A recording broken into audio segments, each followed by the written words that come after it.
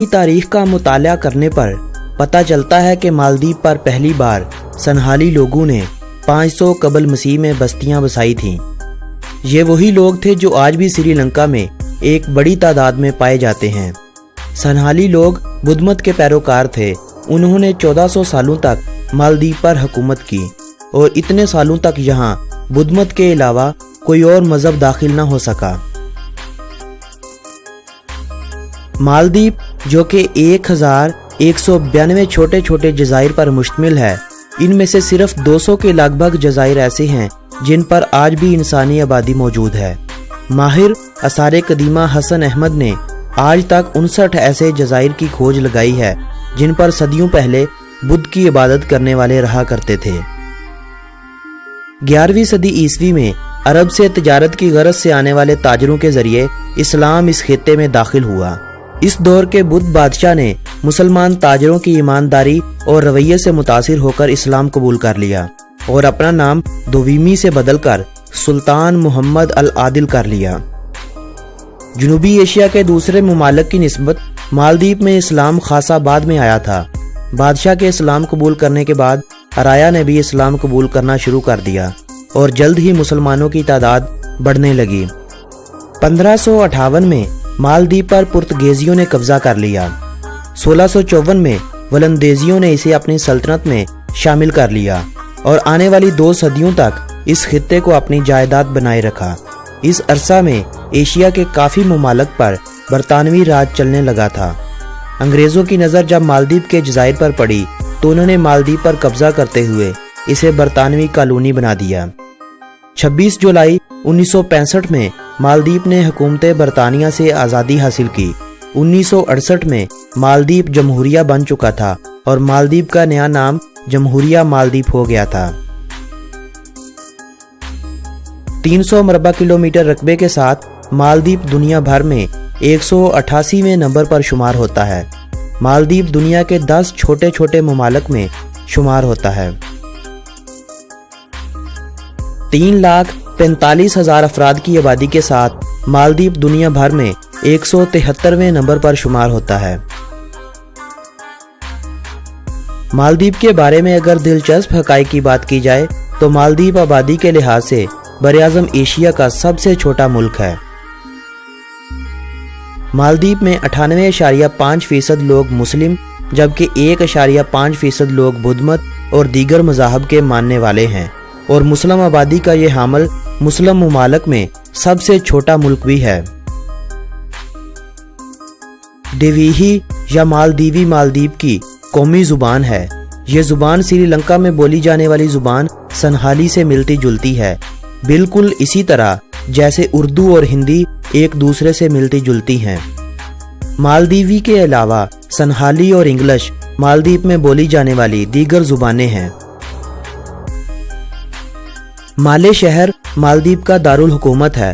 1968 سے اب تک اس شہر کو مالدیپ کا دارالحکومت ہونے کا بھی اعزاز حاصل ہے۔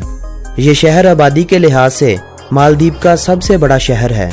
5.8 مربع کلومیٹر رقبے پر پھیلے ہوئے اس شہر میں 1,30,000 سے زیادہ افراد رہائش پذیر ہیں۔ مالے کے علاوہ ادو شہر مالدیپ کا دوسرا بڑا شہر ہے اور اس شہر میں تقریباً 40,000 افراد رہائش پذیر ہیں۔ مالے شہر میں موجود ویلانا انٹرنیشنل ایئرپورٹ مالدیپ کا سب سے بڑا ہوائی اڈہ ہے۔ ملک میں ٹوٹل 12 ایئرپورٹ ہیں، جن میں 4 ایئرپورٹ بین الاقوامی جہازوں کے آنے جانے کے لیے مخصوص ہیں۔ باقی 8 فوج اور مسافروں کے ایک جزیرے سے دوسرے جزیرے پر جانے کے لیے استعمال کیے جاتے ہیں۔ جب پرتگیزیوں نے مالدیپ پر قبضہ کیا تو انہوں نے یہاں پر اسلام کو ختم کر کے عیسائیت نافذ کرنے کی کوشش کی تھی، لیکن شدید احتجاج اور خون ریز جنگ کے بعد ہونے والے ایک بڑے نقصان کے بعد ان کو اپنا یہ فیصلہ واپس لینا پڑا۔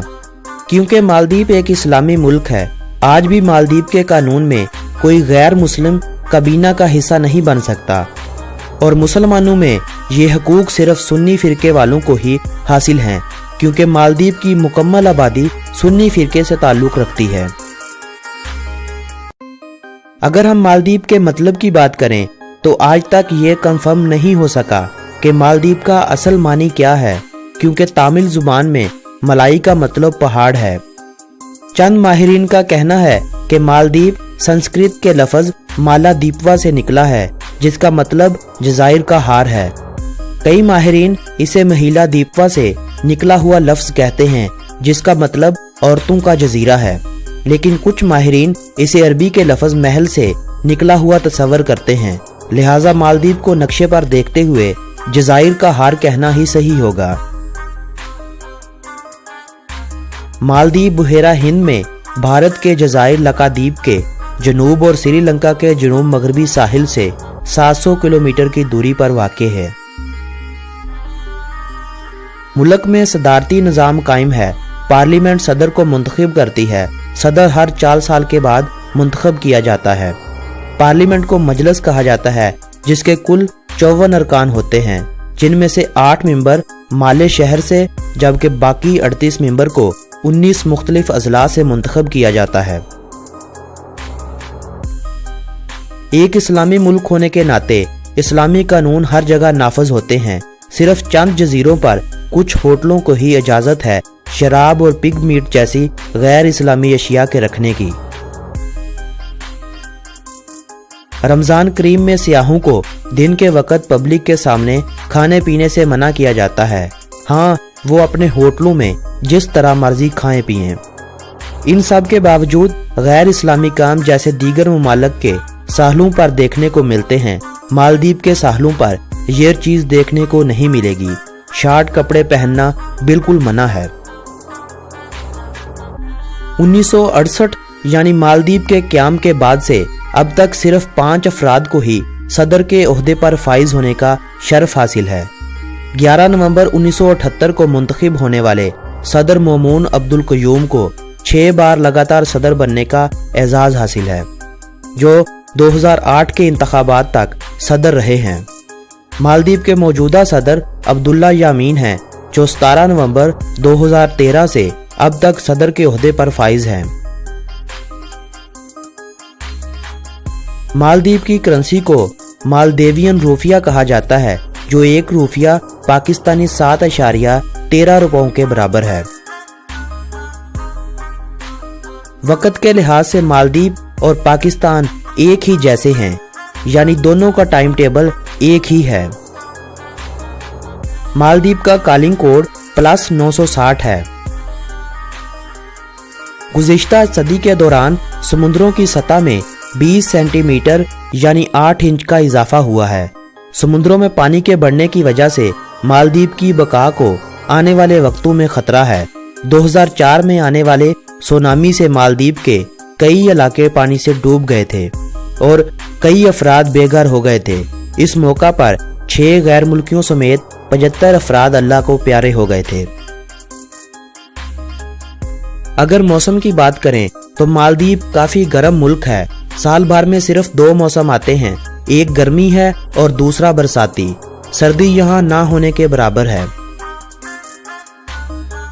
14,383 امریکی ڈالر فی کس مجموعی آمدنی کے ساتھ فی کس مجموعی آمدنی کے اعتبار سے مالدیپ جنوبی ایشیا میں پہلے نمبر پر آنے والا ملک ہے، مگر مالدیپ جنوبی ایشیا میں 5.4 بلین امریکی ڈالر کے ساتھ جی ڈی پی کے حوالے سے آخری نمبر پر آتا ہے۔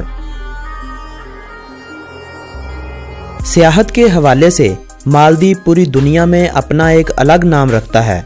تاریخ کا مطالعہ کرنے پر پتہ چلتا ہے کہ مالدیپ پر پہلی بار سنہالی لوگوں نے 500 قبل مسیح میں بستیاں بسائی تھیں۔ یہ وہی لوگ تھے جو آج بھی سری لنکا میں ایک بڑی تعداد میں پائے جاتے ہیں۔ سنہالی لوگ بدھ مت کے پیروکار تھے۔ انہوں نے 1400 سالوں تک مالدیپ پر حکومت کی اور اتنے سالوں تک یہاں بدھ مت کے علاوہ کوئی اور مذہب داخل نہ ہو سکا۔ مالدیپ جو کہ 1192 چھوٹے چھوٹے جزائر پر مشتمل ہے، ان میں سے صرف 200 کے لگ بھگ جزائر ایسے ہیں جن پر آج بھی انسانی آبادی موجود ہے۔